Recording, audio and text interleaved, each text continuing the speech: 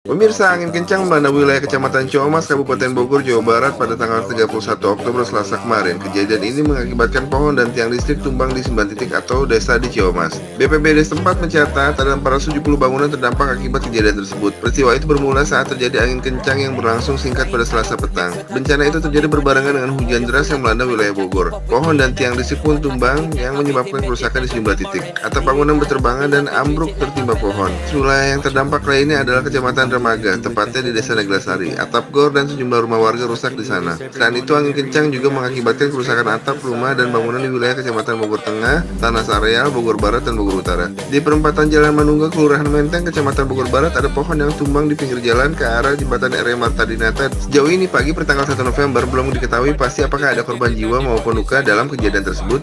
Kini pihaknya baru mendata bangunan rusak.